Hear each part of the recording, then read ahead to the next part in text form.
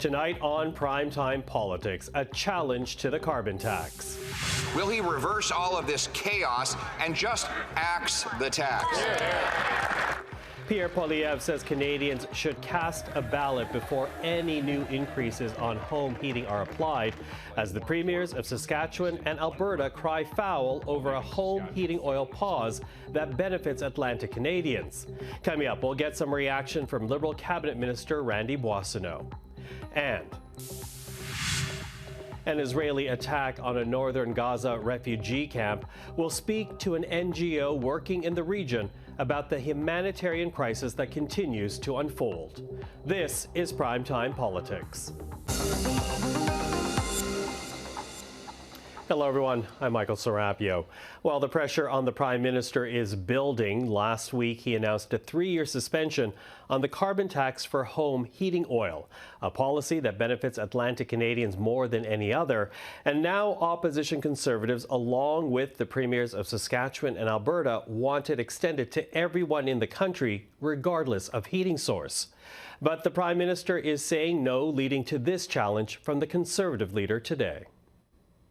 Let's pause the carbon tax on all home heating until Canadians go to the polls so that we can have a carbon tax election where Canadians will decide between his plan to quadruple the tax to 61 cents a litre on heat, gas and groceries and my common sense plan to axe the tax and bring home lower prices. A carbon tax election. Well, joining us now is the Minister for Employment, Workforce Development and Official Languages, also Alberta MP Randy Boissonnault. Minister, thank you for being with us. My pleasure.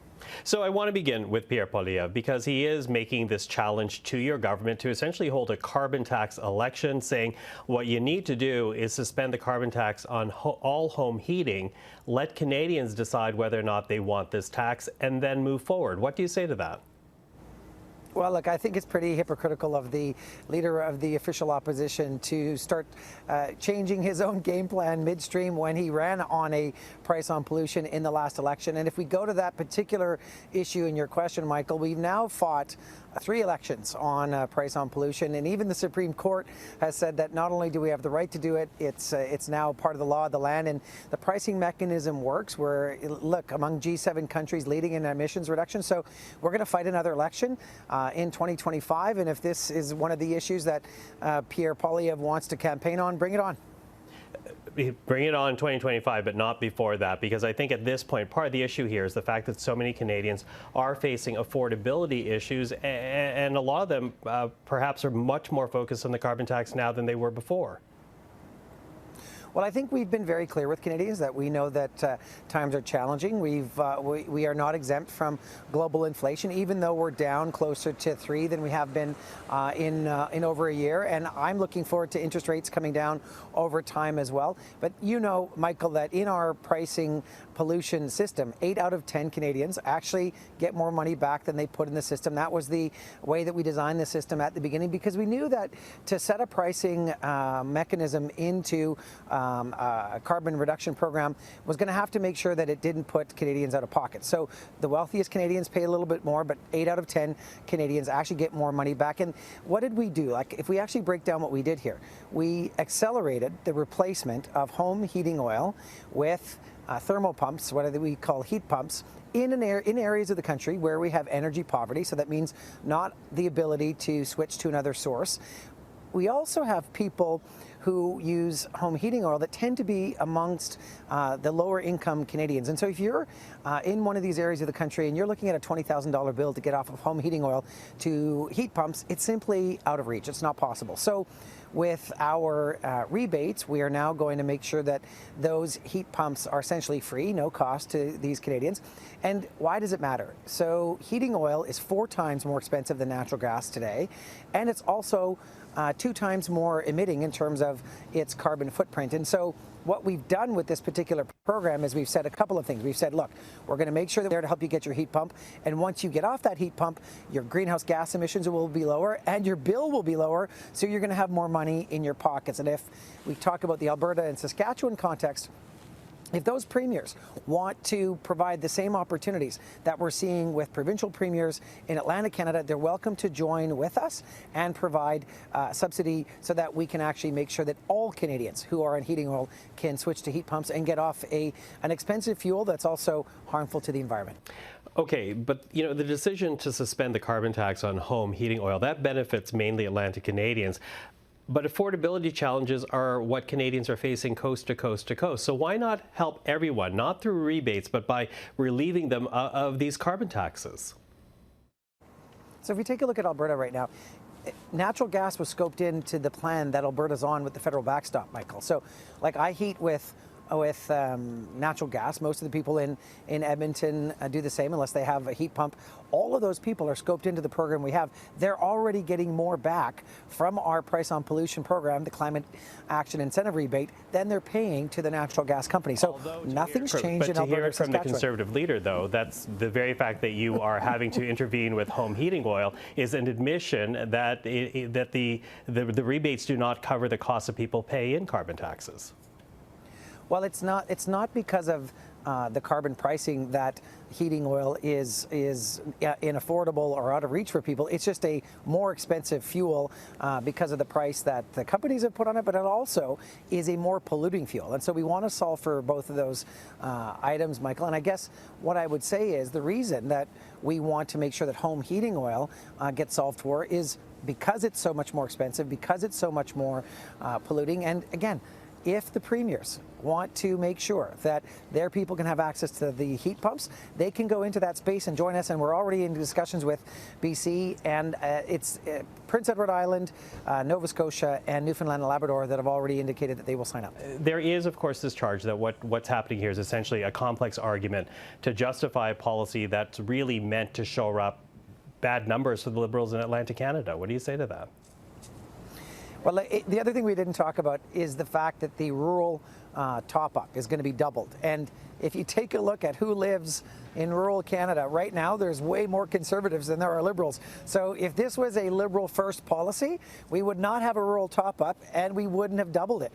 And in the case of people, some households will have, you know, hundreds of dollars and even up to $1,000 more a year because of the top-up. So look, everybody's going to try to make a big decision like we make for the country like this, a political one, when in fact we're governing for the whole country. And if we want to talk about the Alberta context, like we built a pipeline, Michael, and there was controversy across the country when we got off of coal, when the federal government worked with Alberta to transition from coal, as it's doing right now with Saskatchewan.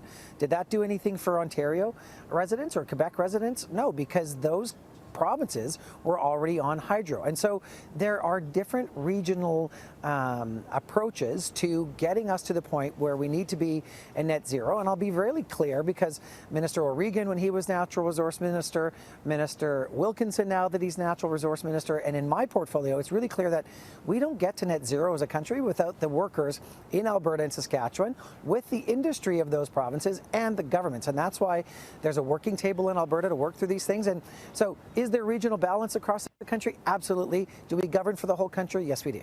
So how will your government respond then to Premier Scott Moe? Because as you know, he's threatening not to collect the carbon tax if a carve-out is not made for natural gas. Essentially, he says what he wants to do is give the people in Saskatchewan, in his province, the same tax relief that you're offering to Atlantic Canadians.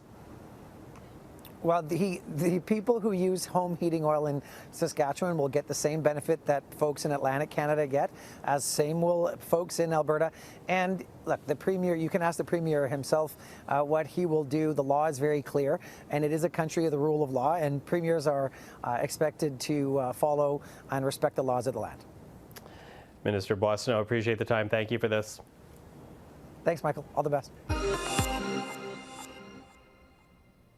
Well, the world continues to react today to an Israeli strike on a refugee camp in northern Gaza, with the EU's top diplomat saying he is appalled by the high number of casualties, and the UN's Commissioner General for Palestinian refugees saying he has never seen a humanitarian crisis like the one unfolding in Gaza right now. The price of justice cannot be the continued suffering of all Palestinian civilians. We are deeply concerned by the catastrophic impact on the population in Gaza, particularly on children, which is why we are calling for humanitarian aid and water and fuel to flow into Gaza. We're calling on humanitarian pauses to allow that to happen. We're calling on the liberation of hostages, on aid to flow in, and on Canadians and their families to get out of Gaza through the Rafah crossing. Well, joining us now from Ramallah in the West Bank is Bushra Khalidi, the Palestinian policy lead with Oxfam. Ms. Khalidi, thank you for being with us this evening. Thank you for having me. I was hoping to begin our conversation with the Israeli strike on the Jabalia refugee camp. There are reports right now, this is from the Hamas-run government, not confirmed independently, but reports of a second strike in as many days. What concerns does that raise for you? I mean, I'd like to just say that saying the Hamas-run government just undermines the sheer number of Palestinians killed in the last 4 weeks. Never have actually any institution undermined the Ministry of Health's numbers in the previous escalations on Gaza, including the U.S. State Department. So I just would like to say that they're pretty, I'm very sure that they're very close to what they're saying. And it's very likely that actually it's more than what is stated, because there are so many bodies that are stuck under the rubble and also have been, sorry for my descriptive language, but really blown up to pieces. I have been told by my colleagues and my family that are in Gaza that they see dismembered parts of bodies around. 50% almost of Gaza has been destroyed. I wouldn't really undermine those numbers. There's almost 3,500 children reported killed, maybe another 1,500 stuck under the rubble. This is more than any number of children killed in global conflicts in the last 3 years, in 4 weeks. So I appreciate you starting the conversation about that, but I think it's very important to contextualize, and we have never had a problem with the verification of numbers.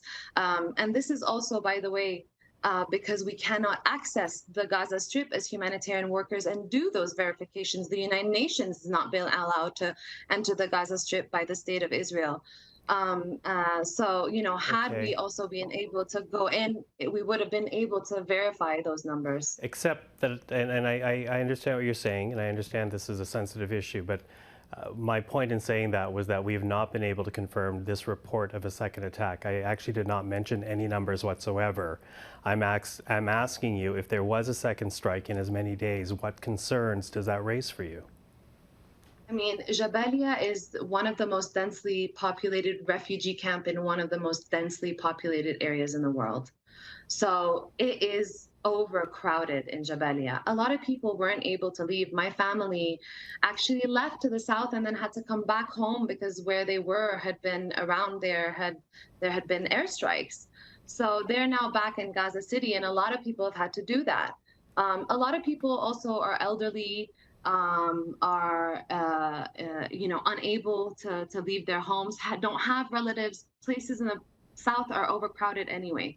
So the situation is that we still have 500,000 people in the north, and there are, you know, the ground invasion has started, and airstrikes are near constant.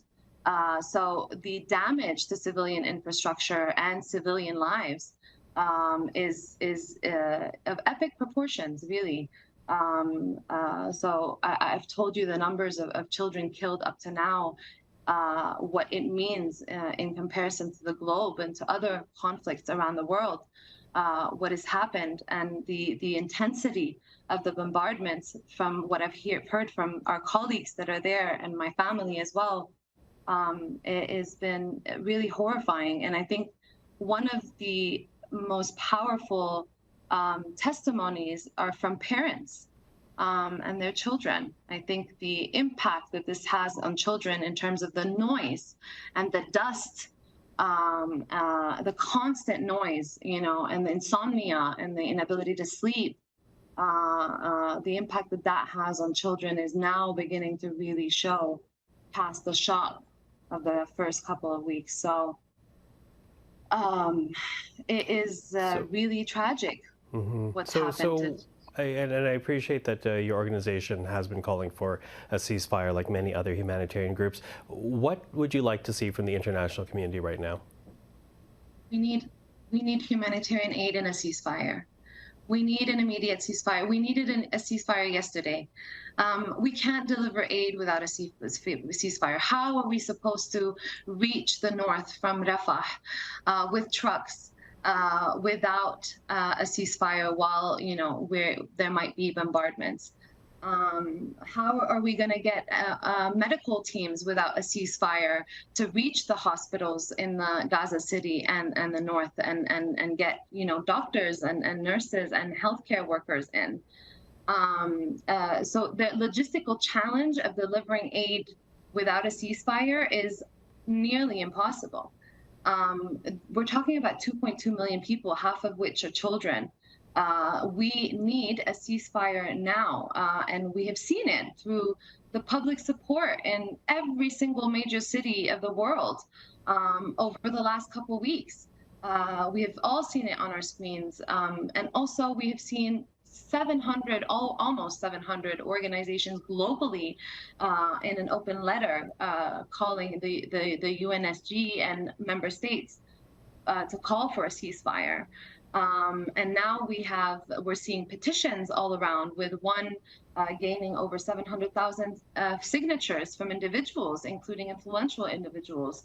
I mean, the world is speaking very loud, and they are speaking to their elected officials, and their elected officials are representatives of their constituents. So I expect that they hear that call and that they act immediately, so that we can bring that aid in and that fuel in and that water in that is so needed, because people don't have water. They don't have clean water.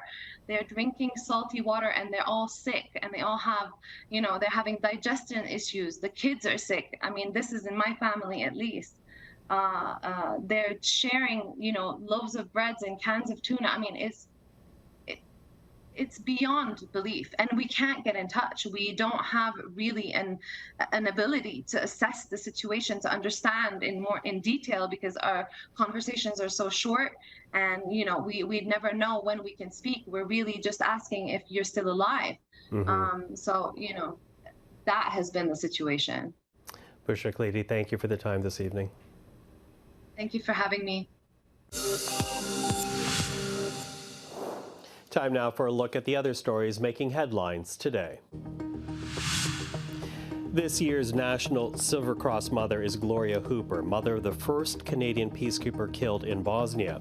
Her son, sapper Chris Holopina, served in the Canadian Army as a combat engineer. Chris was killed in Bosnia on July the 4th, 1996, when his vehicle rolled down a ravine while heading to rescue a British unit stranded in a minefield. He was the first Canadian to die in that peacekeeping mission. He was only 23 years old. The National Silver Cross mother represents all Canadian mothers who have lost their children in the line of service. The Silver Cross is a symbol of personal loss and sacrifice. Pierre Poilievre is turning up the heat on Justin Trudeau over the government's 3-year pause on home oil heating. I am announcing today that the Common Sense Conservatives have put forward a motion in the House of Commons extending the pause on home heating to all Canadians everywhere.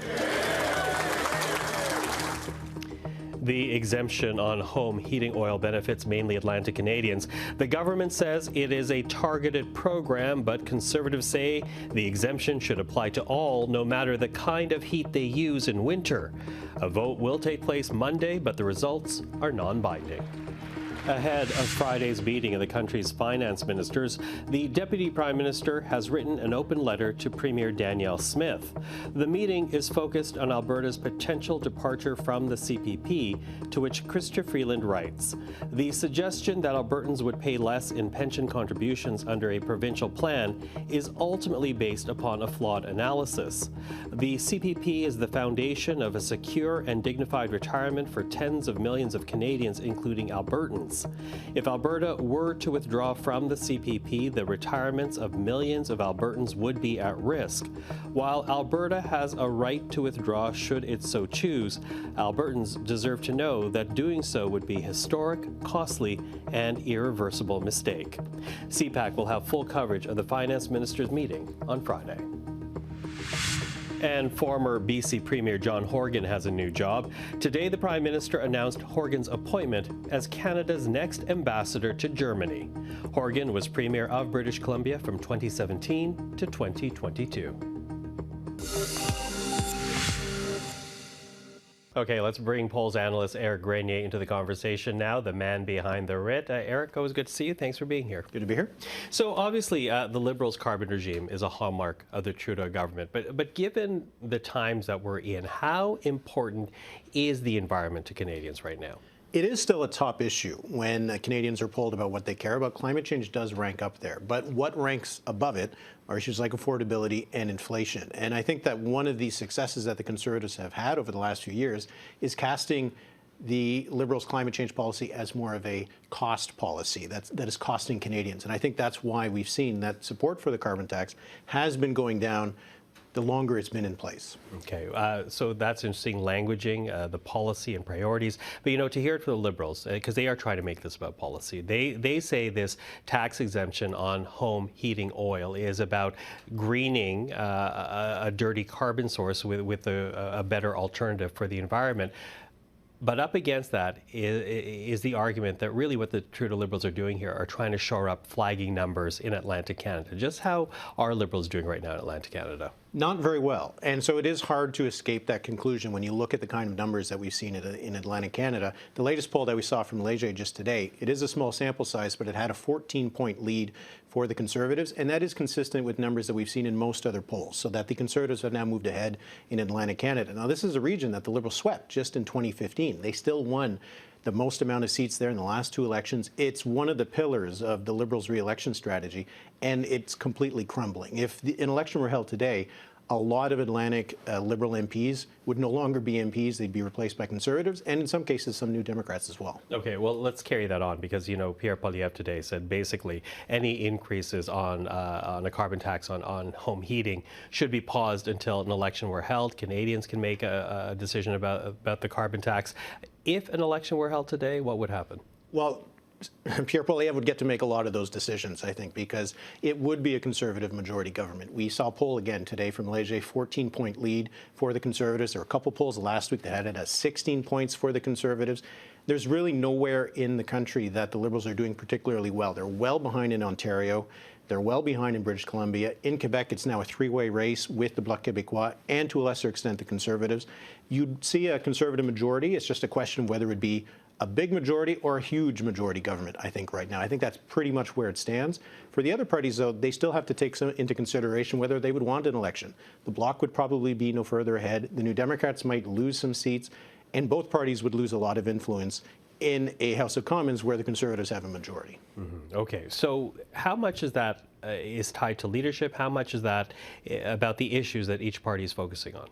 I think a lot of it is leadership, primarily Justin Trudeau's, because Pierre Poilievre's numbers have improved over the last few months, but they're not stellar. They're not in a position where there's a Poilievre mania going across the country. Instead, what you see is that Justin Trudeau's personal approval ratings, his standing in terms of whether Canadians see him as the best prime minister, those numbers have dropped, and in some cases they're the lowest they have been throughout his entire reign as prime minister. You have to go back to the SNC-Lavalin affair in 2019 to see similar numbers, and in some cases those numbers back then were still better than where Justin Trudeau is today. So it does seem that a lot of what we've seen is the unpopularity of Justin Trudeau that is dragging some of the Liberal numbers down.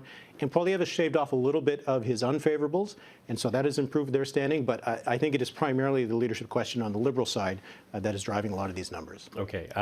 When you speak of numbers, you know, of course, what the polls indicate is one side of the story. But you released something today on the Writ, really, which is gobsmacking, especially when you put it in a graphic. And that has to do with the fundraising, because that tells the other side of the story here. Yeah, and it's a story that is really bad for the Liberals, because the Conservatives have always raised more money than the Liberals. But what's happening over the last little while is that they're raising a lot more money. They raised $7 million over the last quarter. The Liberals raised just over $3 million. The NDP $1.5 million.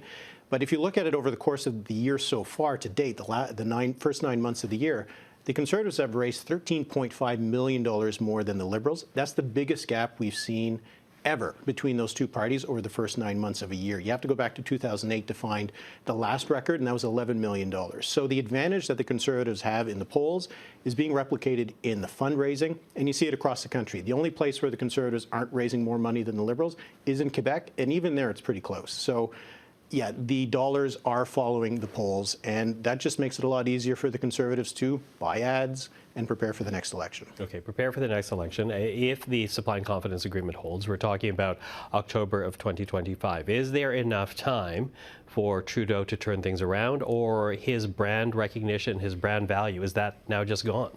It is going to be very, very tough. It is 2 years. If it can last for 2 years, lots can happen over 2 years.